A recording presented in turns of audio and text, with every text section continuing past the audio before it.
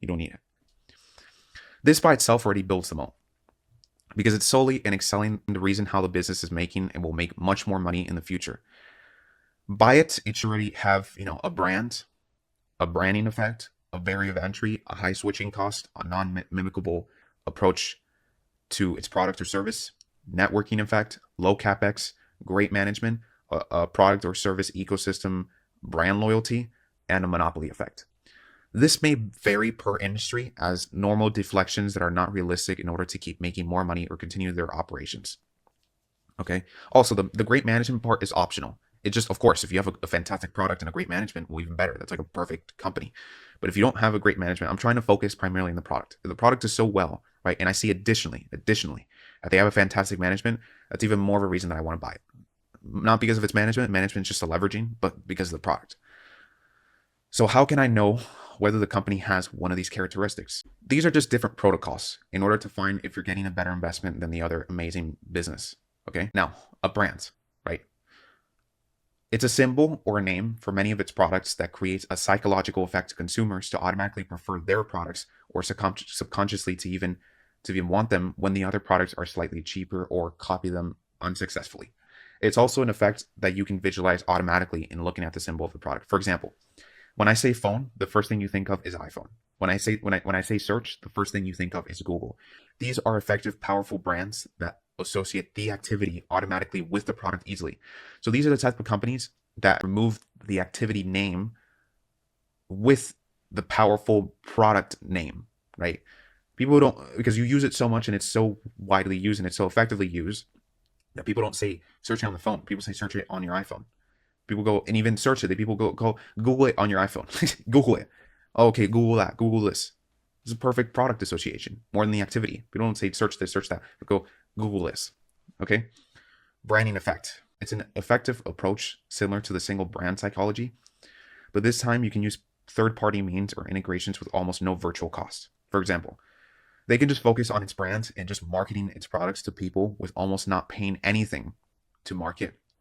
They don't have to do something so crazily inventive or attractive, but rather just show the brand piece and put a feeling to it, and it will attract all the traffic they can ever want without even needing any celebrities or any crazy product innovation to automatically attract immediate attention and keep that image to people's brains deeply. Rather, instead, the brand can do all that already. And this is an effective use of already using what they've built, which is the brand, to have a cost-effective integration additionally to bring in more traffic to induce more consumption by just using the brand as the center of attention, which is called branding effect. Barrier of entry.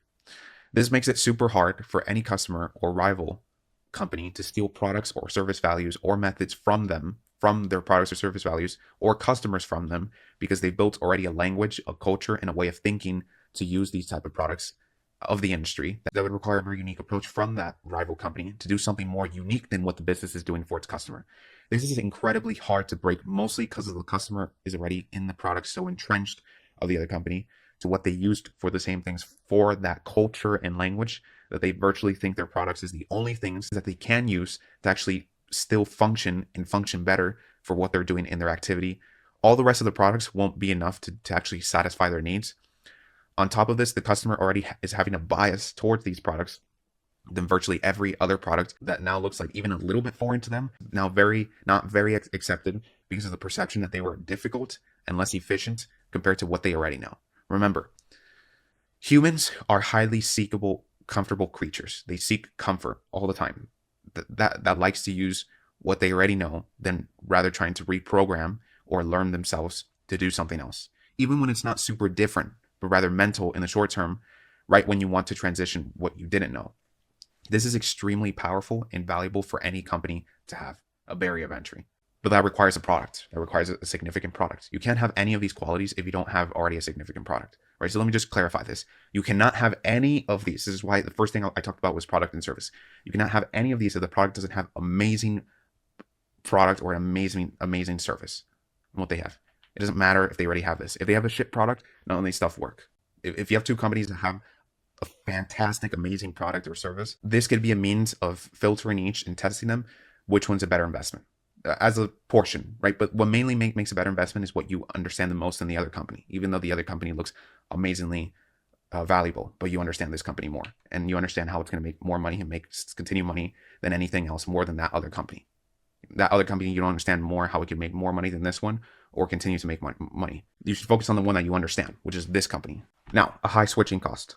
When the products or services are so good and unique that no other can mimic and actually have a productive, relevant work solution for people, that they can't go nowhere else, even close to even how this product or service can do, that the company can bring prices up very high for these valuable companies and consumption of them, that it wouldn't change, but rather increase. That's the power of a product or service. So what I basically said was this: if they already have a fantastic product or service, right, and it's a product that has a relevant work solution for people, that they cannot get the solution anywhere else, not even close to the solution, to the amount that this product can have or service can have, that the company can raise up 50% of the product or 100% of the product price for these valuable goods, that it wouldn't actually stop consumption or change consumption, but it would rather actually increase the amount of consumption from raising the price.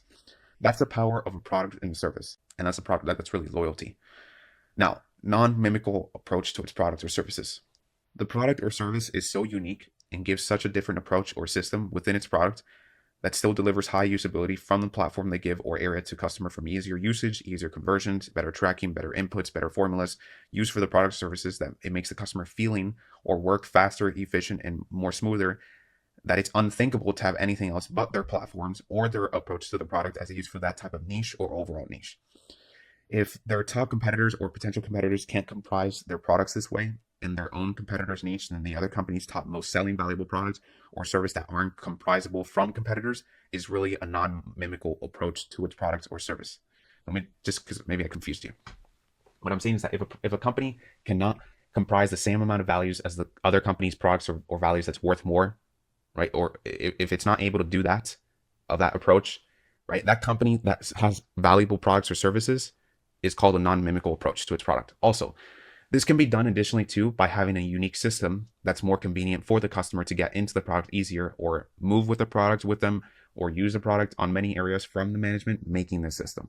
Like McDonald's, right? McDonald's made a revolutionary simple step process in the 70s in making faster orders into making a meal in 10 seconds, which was done so from the management, right? Because if you guys watch the Ray Kroc, I think that's the movie, you will see how they formulated this sort of track in the restaurant for a person to get to A to B to C to F in 10 seconds and get the meal up front to the happy customer. That's effective management into making an approach non-mimicable to any other foreign product or service or competitive product. That's called effective management. That's just an additional part. You can already have this by a product or service that will do this automatically, right? So to delivering high, fast, and efficient ways to get one of their products to even an outside areas to what they have, or to A to B in a convenient way for the client.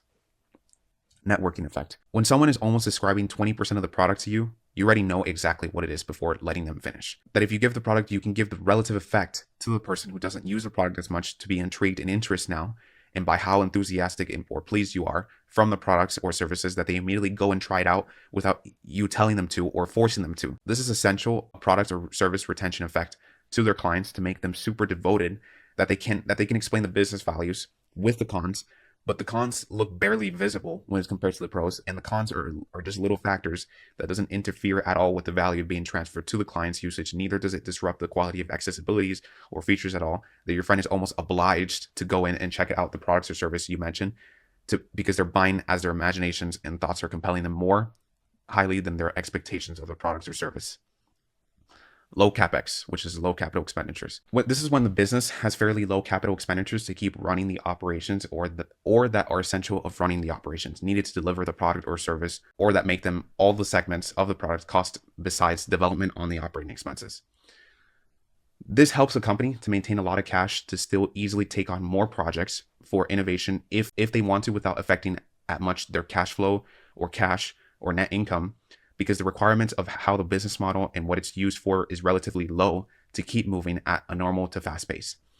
This is productive as it gives a lot more versatility to a company to not rack up more debt to make a big development, or give up a lot of their net income or cash flow to make something innovative, or even if they get in a big trouble, or on top of this, but before this, or even get to another field that's not even known to them, to create something so innovative by having a low capex. They don't have a low cost for maintaining operations just to sell what they're already selling, or to sell more, to sell something new, technology and what they already have based on what they're selling in operations, like not R&D, not in marketing, but what's keeping to make the product itself or selling it, outbounding the product. And even if they get in trouble with a legal situation, it won't require them as much to sacrifice their profits or cash flow or cash as much in order to solve the problems.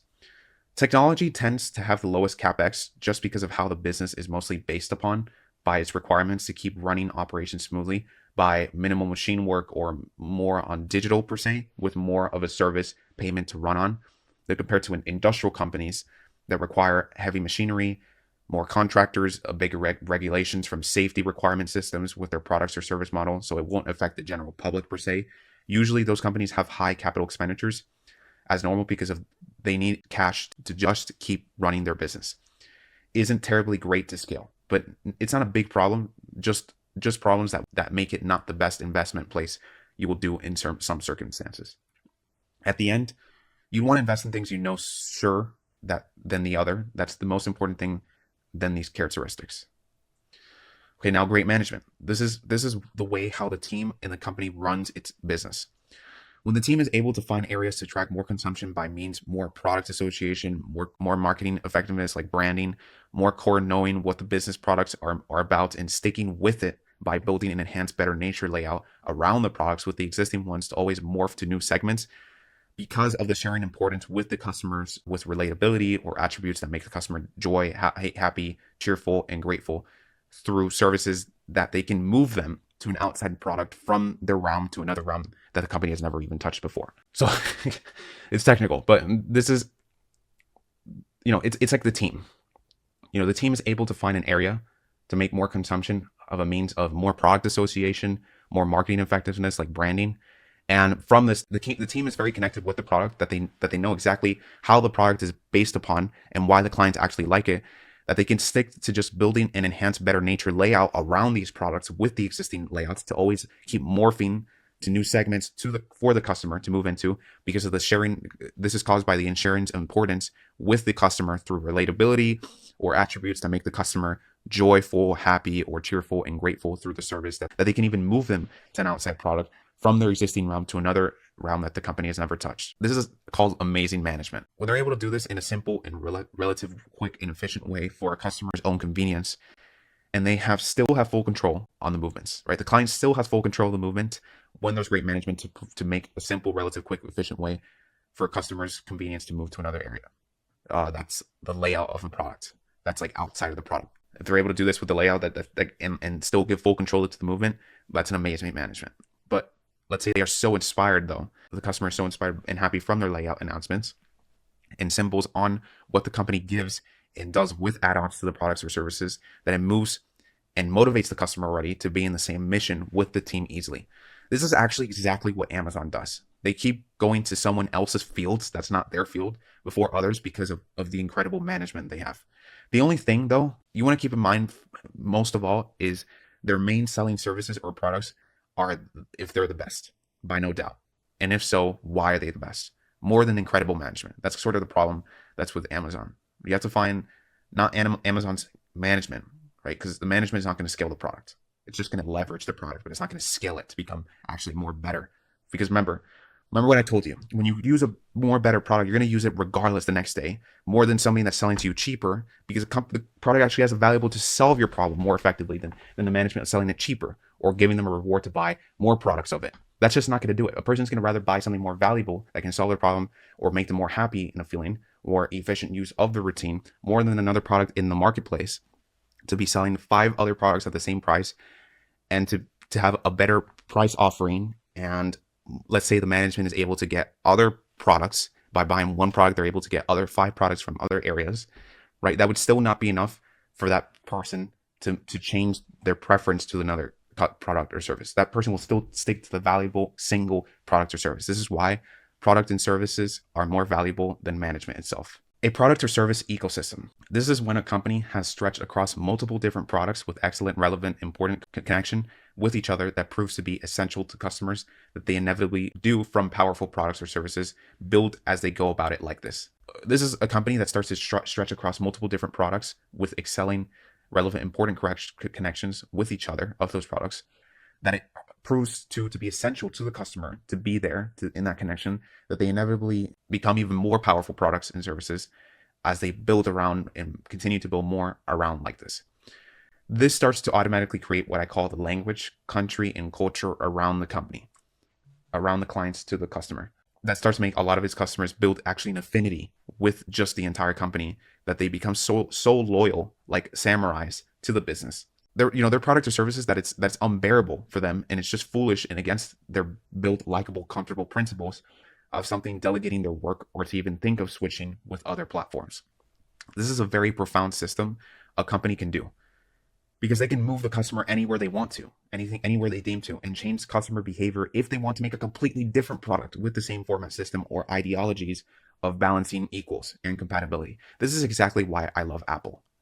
This is why exactly I'm not advising you to buy Apple, but Apple has a lot of these traits. This is why I use Apple, and this is why I love the idea as Apple as an investment. For me, I don't see anything better than Apple, because like how they're able to move anyone's consumer behavior to change to completely different product besides their phones if they wanted to, that has the same idea or evolution to their phone, and still, because they still have these diehard samurai fans. Right, back to the generalized business concept. These are diehard samurai fans. They will march to the top of the hill, and even when they can't see at the top of the hill, when something or someone is leading them to march to the death. Remember, understanding on how the company, this is actually what governments do with its own citizens. This is what happens thousands of years when you have an ecosystem in culture and language. That's why they've been able to build countries, because they had an effective person or a leader to lead people to the top of the hill even when they couldn't even see what was on that hill. Understanding on how the company is going to make more money and make more in the future, more sure and bigger than anything else you can think of in your radar with hard research, is the most intelligent thing you can do for investing. Okay, now let's talk about monopolistic effect. Now this is pretty straightforward. The more the company has acquired relevant businesses it knows that are each powerful in its own niche, the more likely it's going to rule over the entire industry by having all the resources or all the already existing quality and products by enhanced quality. All right, so what I'm basically saying is that you don't want to look at a company that's requiring a monopoly, but their monopoly or their existing products are bad, or they're adequate, or they're normal. You want to look at products that are valuable, that are good, that are acquiring, if they're doing this, that are acquiring more businesses that also have relative important products and services that are similar to theirs or different from theirs. So they're putting their feet in different industries, right? And with this, they'll be having all the resources already, existing quality in the products by enhancing quality of mixing and mashing into each different product as it has. Now you get a new cooling branding effect. So what I'm basically saying is that this other company has already great products. This other company has already great products or service, right? And they're maybe in a different industry. And they put all the resources from this new acquired company into the products they have. They can make a new product and existing and enhance a very great and different product, a new system in which other companies don't do. This is very popular now, actually. This has become a thing several years ago where a lot of great companies have been acquiring other businesses and are making cool concepts and better value of a different type of product that's evolved from their existing product. That's also in combined with the other company's product, right? So they have a product, like if they make a new product that's involved in A business, right, but it's also involved in B business, you have a cool branding effect. You have like a cool valuable product that is used on this sector and is also widely used on this sector in overall from the company's parent company's facility, right? They're able to control that movement. They're able to get people outside of their niche to acquire more people into inside of their company from this sort of medium of the checkpoint, which is this new product that was developed from the new company they acquired to the existing resources and product they have, to make all these resources combined to one product in which it attracts another person's niche, another person's product to get into this checkpoint, and automatically they're swept in and sucked into the business's other products, because they're obviously going to market their other products easily with a cheaper price and incentive to take them away from their other competitors' products if they're using it, to now be inside of their company and to now be inside of their product that they brought them into. This is super powerful. This is actually what a lot of companies are doing now. And you get now like a cool branding effect. But this is super powerful because, think about it. If you love, I don't know, I'm just giving an example. If, let's say Xbox, this is what happened. People use a lot of the Xbox in gaming. When people get involved into the Xbox, who owns Xbox? Microsoft. They get more incentives and you understand more the use of Microsoft. When they use Microsoft, if they get involved with developing in apps or business integration for high development in apps, they're going to likely use probably Microsoft because their entire system is upon Microsoft, because the compatibility with the Xbox, with the computer, is much more thorough and better convenient for the client than to have all these different products. So they're going to have all of their items inside the company that owns all this monopoly. This is what tends to happen. So all of the products that they had as competitors, the company that liked one product already has 5 different other products the company has in different areas that they're using, that they just literally eliminated, that other clients already eliminated, and increased the value of the business by eliminating all the other products they had from the other competitors outside of their industry to now be involved into that company's products and their usage of that product more than anything else. This is very powerful. This is actually ways to attract a foreign customer to be so heavily entrenched inside your total products. This is what Monopoly does. It's able to grab a foreigner and get them so heavily entrenched inside your products that they become an obsessed, like Samurai too. They did this with Monopoly. That's what Amazon did with Whole Foods. Although it's like sort of, it's effective, right? But Microsoft did it very well. Now, you can get now this cool branding effect with other products into one category, in which it creates a sort of a parade concept. I call it like a parade concept. To drive consumers from one area of the product now to another area of another product into their own company and go back and forth like this. And they're going to start to create attention outside of their product, of what their niche is, to now create an interest to have that person come inside the business products or services by simply being intrigued or interested from the sparking glowy parade, like an anglefish, right? If you guys know what an anglefish is, it's a fish that lives very deep in the sea and has like an antenna with light. I call this like the anglefish sort of method of Monopoly. It attracts the outside so much that they're like so intrigued by what's going on and the valuables and the different compatibilities with these products that they take a try with it automatically. And by getting into it, it's like a think about it like the ocean. Like as soon as a person gets inside the ocean, they're gone. Like by the waves, they can't even get back to the boat. That's what happens to the client. As soon as they put their foot inside the water, they're like sucked in by all the other products into this parade, and they start to get to the party and they love what's going on and utilize their products from there on and don't use anything else. They like the product. It has the value to stay within here. But that's why I call it like a parade concept. They get inside the parade because it attracts other people. It's like a parade. It's like, I don't know if you guys seen like the Brazilian parades. It's sort of like that. From here, the same name and same environment, belief, platforms that's built around it. This sort of acts to like an ecosystem as well, actually, when it becomes successful.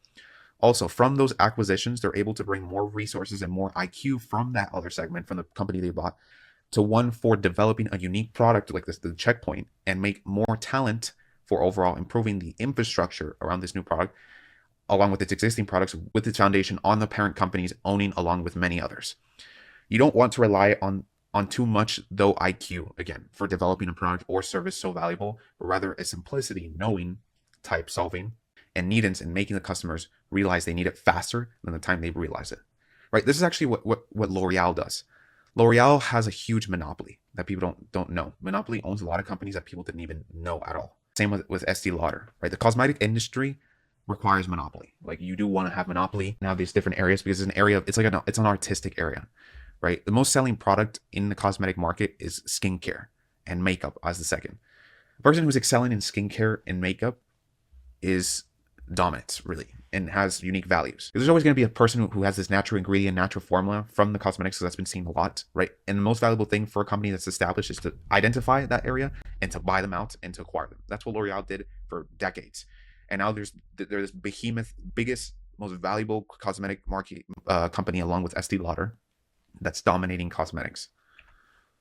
Now, from understanding the business, you now understand it. We've kind of gone through it. The more signs you see these characteristics on an already amazing business, the more you are going to choose it than the rest. As you see each final test that makes it stronger and durable, and the one that survives from these many steps wins to deserve to be in your investments. So what are these tests? Well, it's product and services, and then after that test, it's repeated. It's a repeatable process of like, okay, what are the tests? The brand. Does it have the brand? Does it have the branding effect? How is it effective? How is it better than the other branding? How is it more effective than the other brand? How are the customers like more? Like there's these tests and then repeats and then repeats and then repeats the barrier of entry. Does it have a barrier of entry? Does it have a high switching cost? Does it have a non-mimical process product? Does it have a networking effect? Low capex? great management, a product or service ecosystem, monopolistic effect. If it has all these, that's like, and it has already a fantastic product or service, you have a perfect company in your hands, right? So that's why I keep saying the more that it can successfully, easily, like a turtle, when it keeps just moving steadily, just keeps moving, it never stops moving. That's why I invest in turtles, because it never stops. It doesn't hesitate, doesn't stop. If it comes down, it just keeps moving, no matter how slow, but it keeps moving. But in the long term, it's going to over destroy the rabbit. It's not trying to do, it's not trying to outsmart the other and lay back and do whatever. It's kind of the problem with sales too. Sometimes salespeople tend to be like that. I think there's effective. You need to, it's important to sell, but it's important to have a damn product in the first place. You don't want to sell a shit product. You can't scale with that. You can get rich, sure, but you won't be a billionaire by doing that. They're so tested to the point that if one's, because look, the wealthiest, 90% of every billionaire, the wealthiest people in the world have not scaled and become billionaire because they're selling a shit product, because they sell a very simple, valuable product like Bill Gates has, like Warren Buffett, Carlos Slim, all these people. That's how you should see your investments. They're so tested to the point that if one succeed, that one deserves to be as an investment coming from your money than rather than the rest. And those rest that don't deserve to be in your investments, right? That's the way how you should see your investments. Or let's say one of them succeeds out of the 5 steps or any of the steps, and the others don't even come close to getting into one of these steps.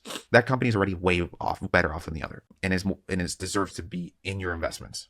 You have to know that the business has, look, the way how to go about this is that the business, right, has to prove to you itself to you and show you it's worthy of being chosen, right? Not the other way around. Not that you have to deserve to invest in the company. No. It's that the business deserves from the final test solidifying itself to be chosen by you to become an investment, because you're choosing the absolute best.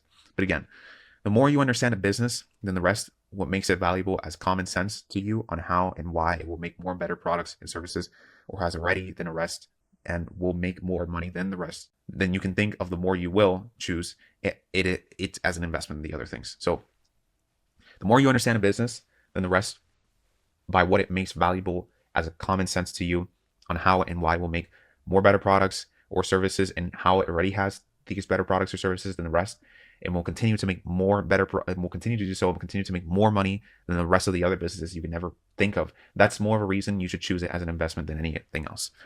Anything else. Whether someone's saying like you need to get into AI, you don't need to get into AI.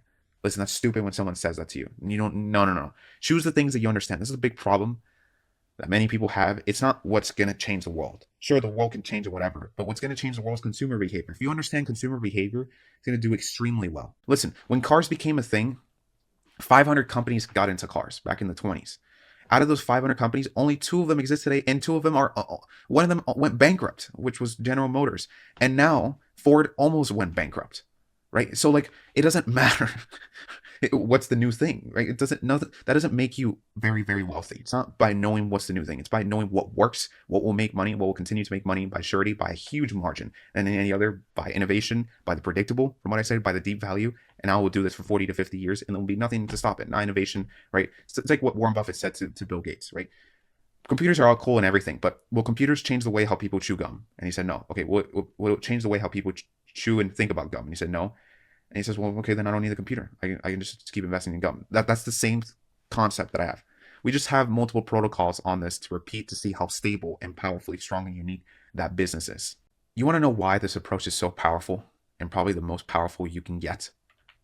Because you actually go through by all complete aspects of the business that you understand it so well that it's independent from any investment, that if the share price goes down, the instant it does, you're going to think instantly to buy more, because this business will be worth more in 30 to 40 years, more than 30 to 40 years, by an extremely high accuracy from yourself, since you already tested that accuracy from the deep research and from the multiple protocols you made afterwards, multiple repeatable protocols.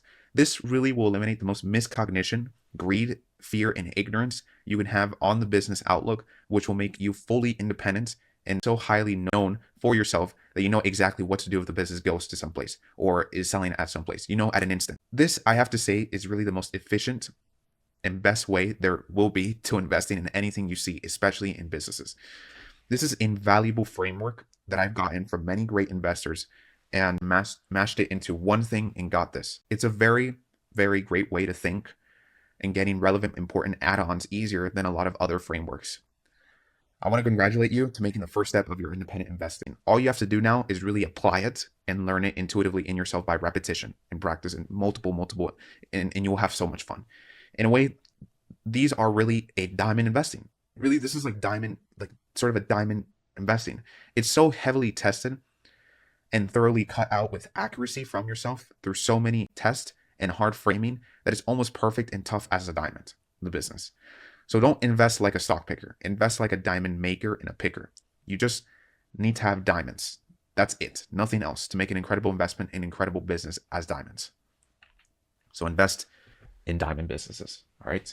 Not as a stock picker, but as like the founder and maker of that business, and of that picker, you see the valuable things in there as the eyes of the founder. That's why I keep saying when you invest in a business, you're investing like if you were a business owner. There's no different. That's why it's really what you've learned here is really how to make a company too, what to look at and what makes it, and how to pick one as well, and how to make it so accurate. So accuracy, you test it so hard, and what's make it valuable, why it's separate, and how it will make more money and make beyond more money than anything else. From that accuracy so picked that you won't have fear and greed, as much as thoroughly cut out like a diamond and tough as a diamond. I mean, I think diamonds are the toughest material in the world. So invest in diamonds. All right. So that's it for this lesson. I think you guys learned a lot from this. In the next lesson, we'll talk about now a bit more in the statements, because there's still criteria to find the diamond in business. This is what makes 90% of the business worthy of you. That's it. And look at how that was pretty quick, right? Because it's not supposed to be complicated. Look, when you're looking for an investment, you're not supposed to look at here and the calculations, the math and equation. It's not about that. It's not about that. It's not about the stock. It's not about the stock. The business makes the stock, and the stock reflects the business value in which the business goes on, and the stock will start to copy it. Right? But the stock does whatever it wants in the short term. And that's very valuable because you get to buy with irrational price listings at a very cheap price. That's why prices are very to be cheap. And when you buy them cheap, and you know that business will be worth more in 30 to 40 years, you shouldn't care where the hell the stock is, because the stock does whatever it wants in the short term, but in the long term, it will always track the business, because as the business makes more money, people will realize the value there. It's just how the way stocks work. That's why Apple, Nvidia, Microsoft, Coca-Cola have been going up for decades, not because people put more in the stock. No, it's because the business has been worth more. They see how the business has been worth more and more, and that creates more surety and investors towards it, and increases your investment. And even so, if you're private investing with the other types of shares, it's the same damn thing.